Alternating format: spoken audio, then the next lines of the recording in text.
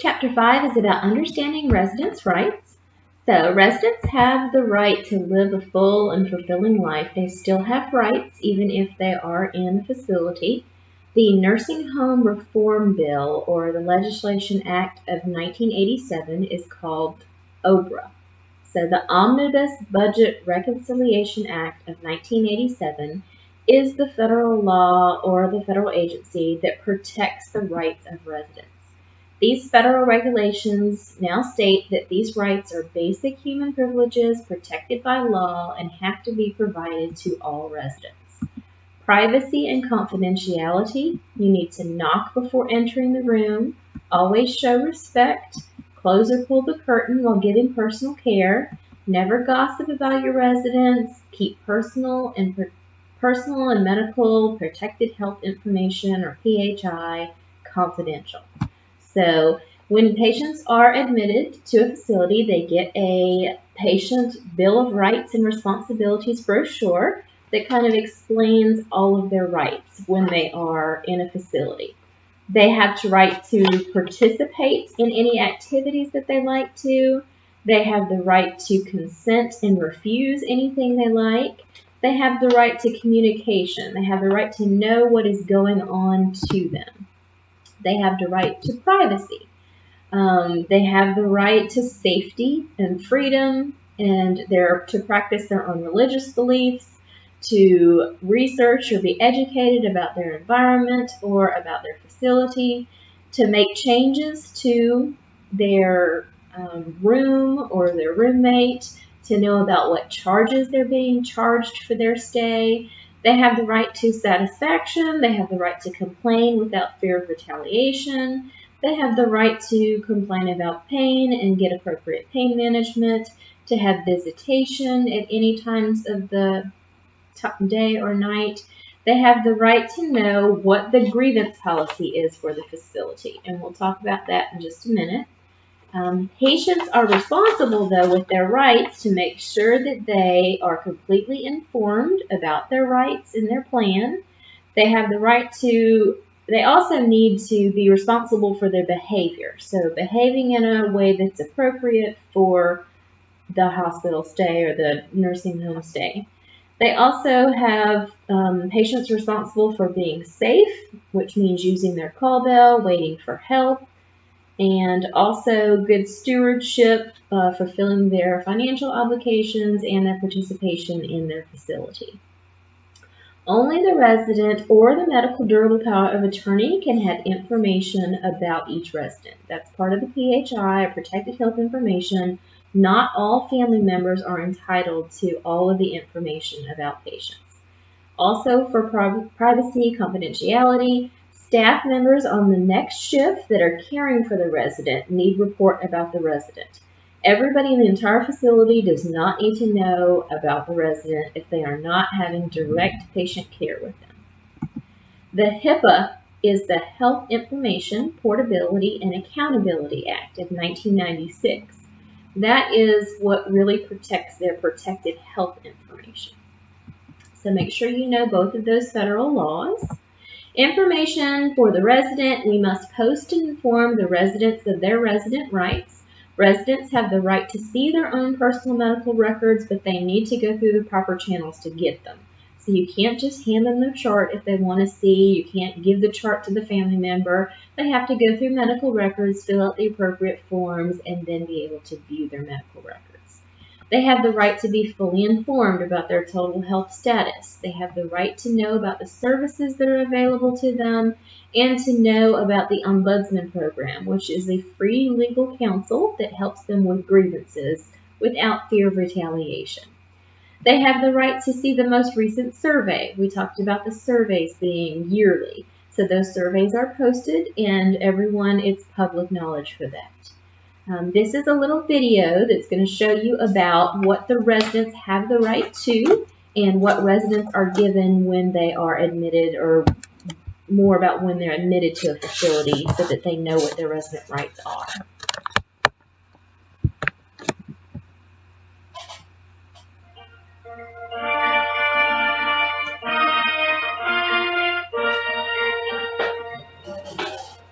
The Health Standards and Quality Bureau of the Healthcare Financing Administration is the federal agency that reviews the care you receive. Since your nursing home receives funding from Medicare or Medicaid, you have certain rights. Your nursing home should have provided you with this card, which lists the rights we are about to explain to you. We suggest you keep the card handy for future reference. To make certain that your rights are respected, a team of inspectors or surveyors visits your nursing home about once a year.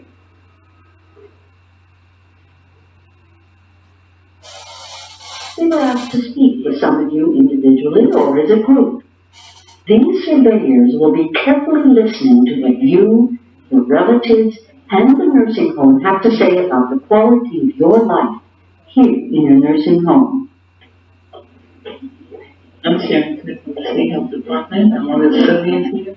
The federal government wants to make sure that while you live here, the nursing home protects and promotes all your rights.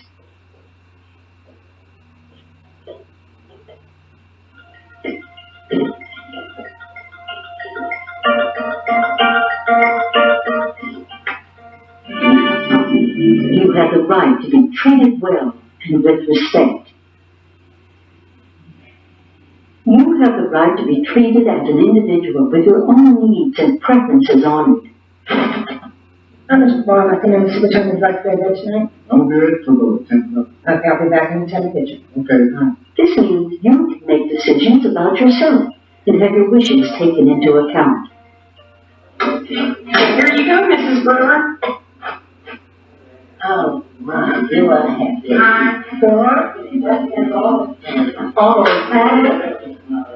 3. I'm sorry, is there anything I can get you for a substitution? I don't know. No. Would you like to speak to the dietitian? Please. Okay. While your nursing home may not always be able to do exactly what you want, it has the responsibility to discuss your wishes with you. How are you, Mr. D? I'm Adrian's dietitian. If you have a problem, facility staff must try to the maximum extent possible to find a satisfactory solution.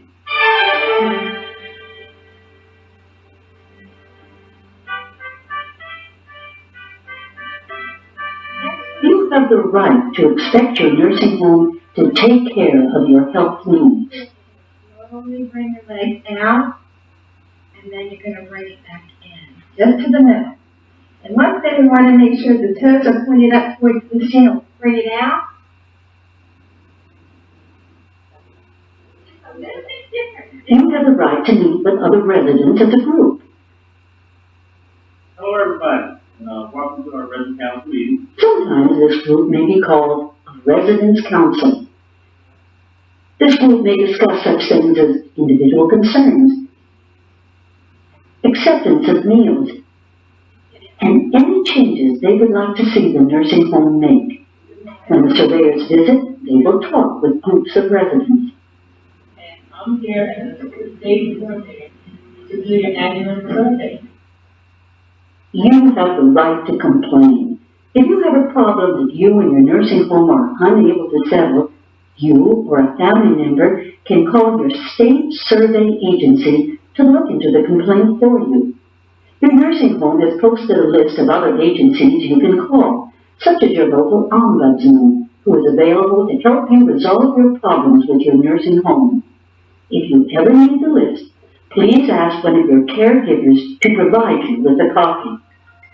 You have the right, to you and your family, to take part in developing your care plan. Do you have any questions?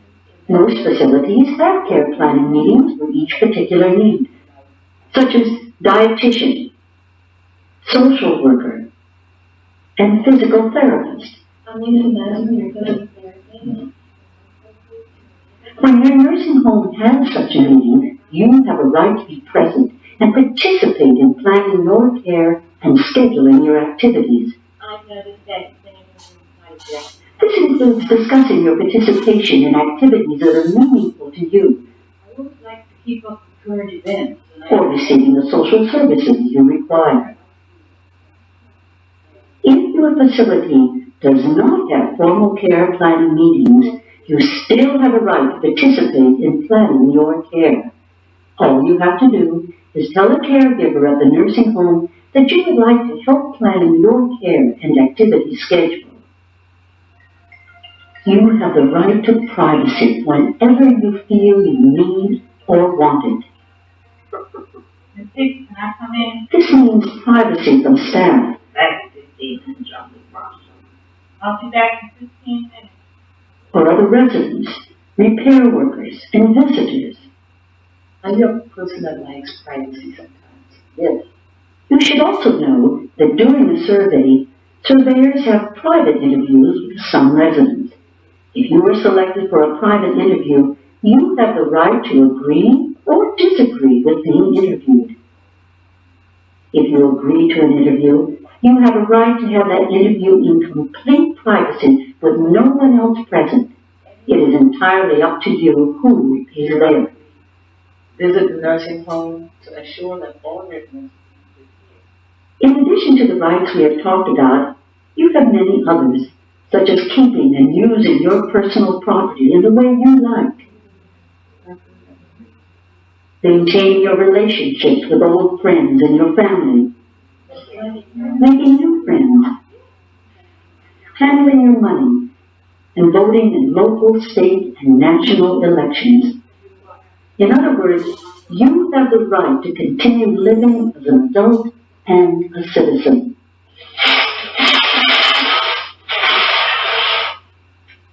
And 43. The reason the Healthcare Financing Administration surveys nursing homes is to make sure that you are receiving good quality care and have the highest possible quality of life. Most nursing homes provide good care and a safe and comfortable life. Sometimes the surveyors find that the care given to you can and should be better. If so, our regulations provide several actions that must be taken to help your nursing home improve. Our ultimate goal is to help every nursing home provide excellent care and services.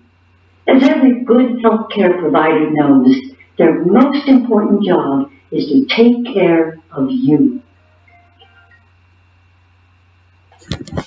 Okay, so just make sure that you are remembering that residents have rights. The right to refuse, you just need to document it. So if they refuse to shower or bath, don't leave it blank. Just make sure you document that they refused. They also have the right to refuse restraints. So if they refuse restraints, we need to let the nurse know. We need to let the doctor and the family know. They may need a private sitter to sit with them or some kind of restraint alternative instead of having a restraint put on them. They have the right to attend resident council meetings, so we want to encourage them to go to these meetings so that they can voice their opinions with other residents. It's just like having a homeowners association.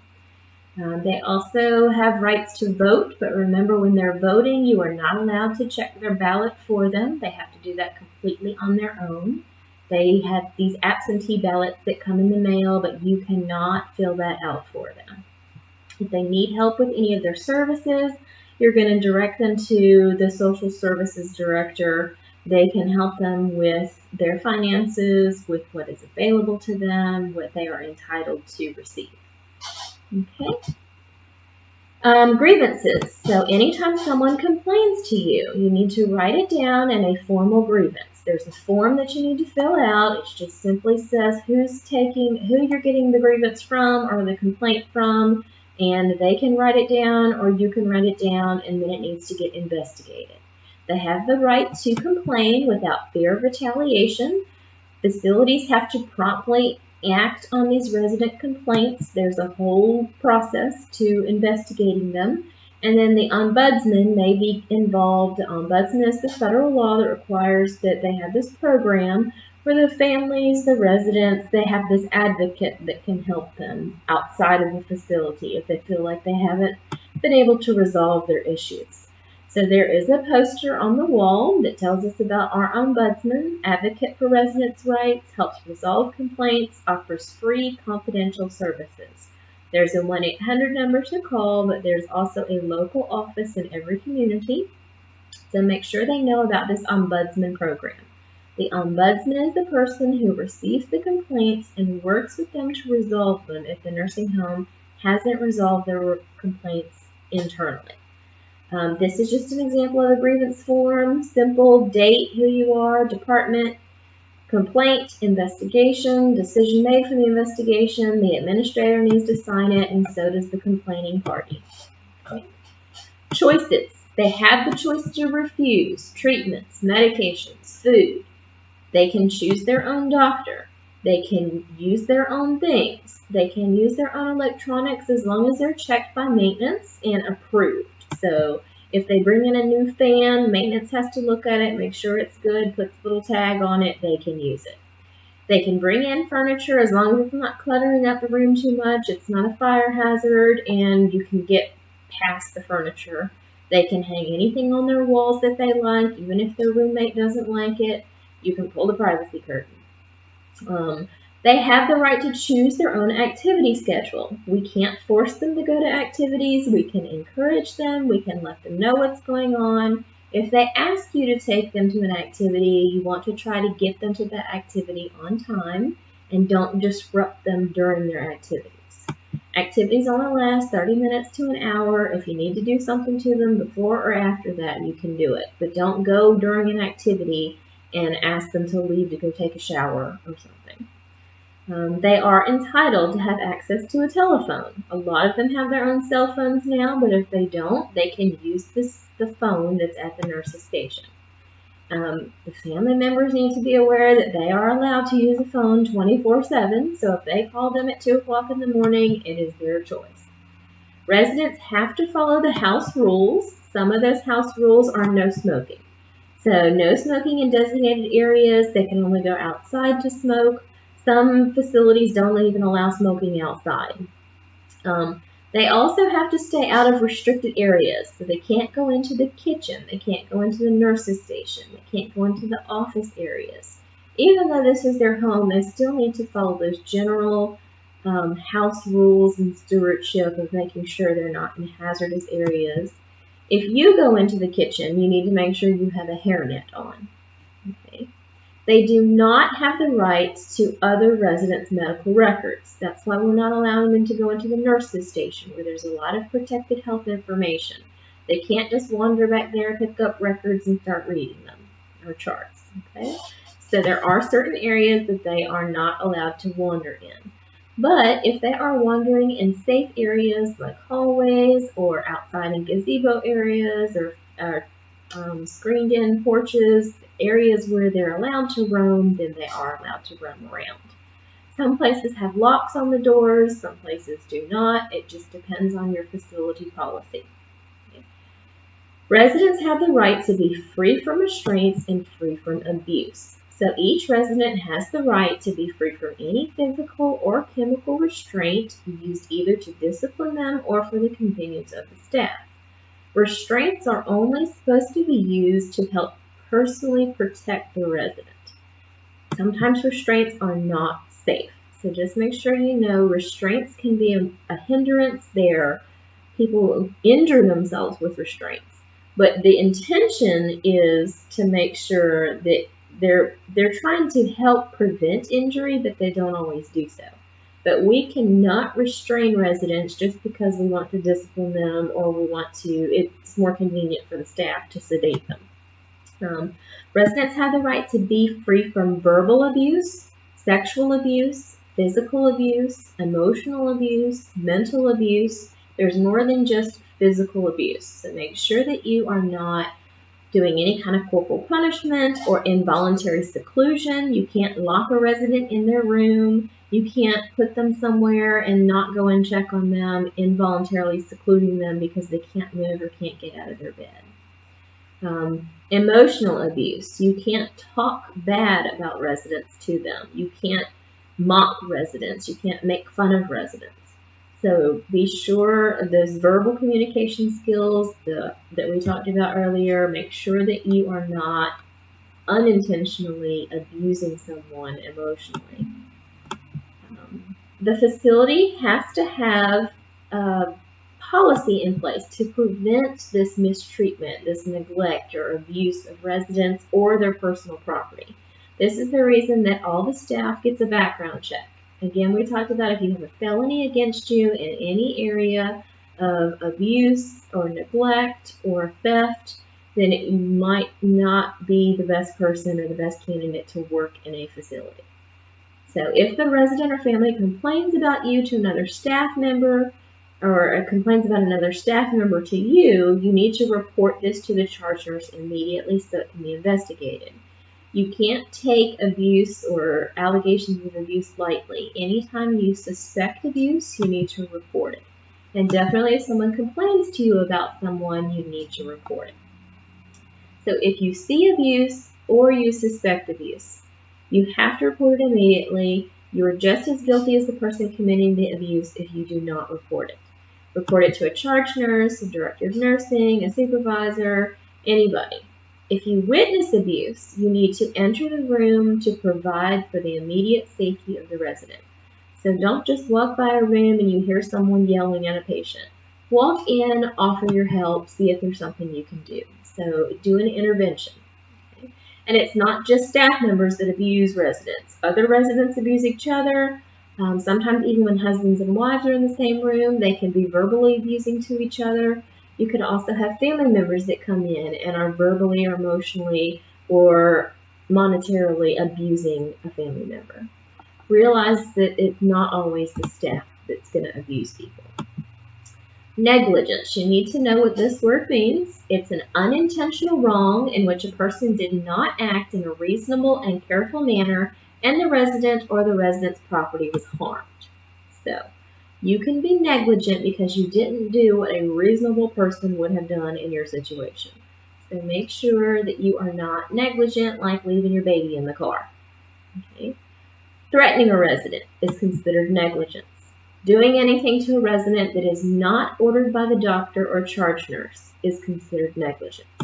Not acting in the best interest of the resident is being negligent. The Centers for Medicare and Medicaid Services requires that each facility has a 7-part abuse prohibition program.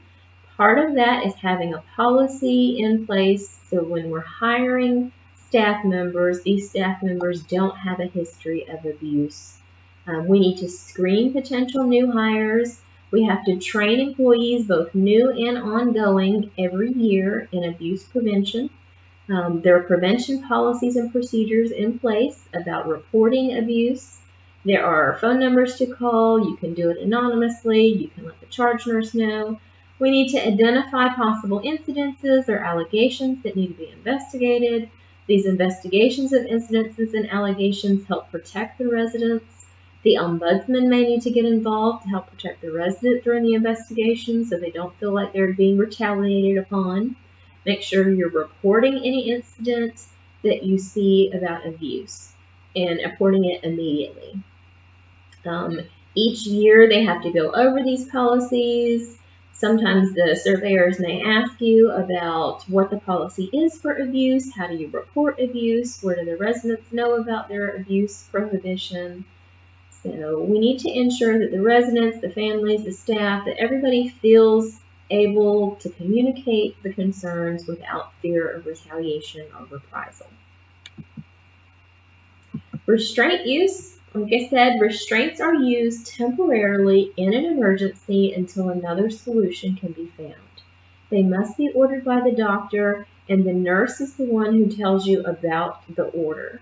The nurse must document the need for the restraint, and every hour they have to document that the patient is still safe. Restraints are not safe. That's why we need to check them more frequently. We need to check the resident's skin for skin irritation and ensure good circulation. You need to check their skin before you apply the restraints and then every 2 hours after the restraints have been put on. You are actually supposed to remove these restraints, look at the skin condition, and then put the restraints back on, at least every 2 hours. Movement and toileting needs to be offered for the residents every 2 hours. The resident can refuse your restraint, but then we need to let the nurse know. You can be charged with false imprisonment if you apply restraints to a resident without a doctor's order. So you have to have the doctor's order, and then you get that order from the nurse, and the nurse will tell you what kind of restraints they need, how long they need to be in the restraints, and who's going to be monitoring and writing down on the flow sheet about these restraints. You are going to learn how to do the restraints, how to tie a slip knot. You're never tying a restraint so tight that a resident cannot move. You need to tie the restraint to the movable part of the bed frame, which means the head of the bed frame comes up, the foot of the bed frame comes up. You put it to the part of the bed frame that's going to move when you move the head or foot up or down. You never tie restraints to the side rails because then they're going to go up and down and possibly injure the person. You're also, if you're in a wheelchair and you have maybe a seat belt or some kind of restraint like that, you're going to make sure it's on the frame of the wheelchair. So never tie it to the arms or the wheels of the wheelchair. But for the wheelchairs, it's going to be tied to the frame. Obtain the correct size for the restraint. Check the straps for tears and frays. Assist the resident into a comfortable position. If they have on this vest restraint, this is called a posy vest. The posy vest is this plaid part that just goes around their body. It comes in different sizes and it velcros down the back. So make sure that the velcro fits, that the vest is comfortable and it's not too tight. And then you can fit one flat open hand between the resident and the restraint. Do not cross the straps in the back when you are tying them to the movable part of the bed frame. It just comes straight off the top and then down onto, tied it to the bed frame. So here you can see this is the strap is not crisscrossed behind their back. It's just coming off the top of the vest and then tied underneath onto the movable part of the bed frame, not onto the side rail. If you have a wrist restraint, these soft wrist restraints we're going to learn how to tie. Apply them so that one finger can fit between the restraint and the resident. They need to be tight enough where they're not going to just slip up and down off their hand, but not so tight that they're cutting off circulation to their hand. Make sure you're checking for the skin condition before you apply it, and then remove it every 2 hours, check for the skin condition, and then reapply it. If the skin is broken down or chafed or has rug burn from them rubbing their wrist back and forth, you're not supposed to put the restraint back on. We need to find an alternative. These restraints are not permanent. A lot of times these are just for people in the hospital when they're coming out of surgery until they wake up and come off their anesthesia. Or if we have a combative or confused patient, we put them in restraints till we figure out how to treat them. And then after they've been treated for whatever's causing their abusive behavior, then hopefully we can take them out of their restraints. So restraints are not safe. Okay? They are not a permanent solution, and you cannot leave them tied up indefinitely. Tie the straps with a secure slip knot so it can be released with one pull to the movable part of the bed frame, but not the side rails. So again, this is the back of the posy vest. Notice that the straps are just tied to the bed frame. They are not crisscrossed or wrapped around the back of the person. Okay. If they are in the chair, you're going to tie it underneath the seat or tie it to the actual frame of the chair. Let's see. This is from your Mosey's book on how to tie your slip knot. So I want you to wrap the attachment around the movable part of the bed frame, leaving at least an 8-inch tail. Fold the loose end in half to create a loop and cross it over the other end. Make sure your straps are secured at a juncture of the frame and not slide in any direction, changing positions of the device. Insert the folded strap where the straps cross over each other as if tying a shoe or making a tourniquet knot. Pull on the loop to tighten. So fold the loose end in half to create a second loop, insert the loop into the first loop, and then pull the loop to tighten. This creates your little slip knot around the movable part of your bed frame. You're going to have to practice that, but you need to have this tail that is coming off so that you can just pull on the tail and the entire knot comes loose. Wrapping the attachment once around the movable part. This is what we just went through. Fold it in half, create your second loop, pull it again to tighten it. Okay. Restraint alternatives. Make sure you know that there are restraint alternatives. It is your responsibility to make sure before you leave the room that bed alarms and chair alarms are on, that the batteries are working, that the machine is on and in place. This is a bed alarm here with a mat or a fall mat on the ground next to the bed. This is a chair alarm on the next slide. So chair alarms, bed alarms, floor mats, door alarms, all are used in place of restraints. Make sure you turn them on. Make sure you can hear them beeping. Sitters are sometimes assigned to sit with confused residents as restraint alternatives. So sometimes a CNA will just be assigned to sit with that person 24/7 to make sure they don't injure themselves. Side rails are used to remind confused residents to stay in bed, but if you have all 4 side rails up, it is considered a restraint. So you have to have a doctor's order for side rails. These are your chair alarms. It's a little pad that they're going to sit on and make sure that this alarm, the green light should be flashing, and the alarm has an on and off switch right here at the top. Your responsibility is to make sure you're doing these restraint alternatives and keeping them in place, turning them on. Some facilities have wander guards, or wrist guards that they put on patients that wander around. In some policies, you have to make sure that you check the batteries on that wander guard every shift. Take the person to the door, the exit doors. The doors should lock when the person gets close to it with this bracelet on, either bracelet or anklet. And if the doors don't lock or don't beep or don't make a sound, then you need to change the batteries in their wander guard.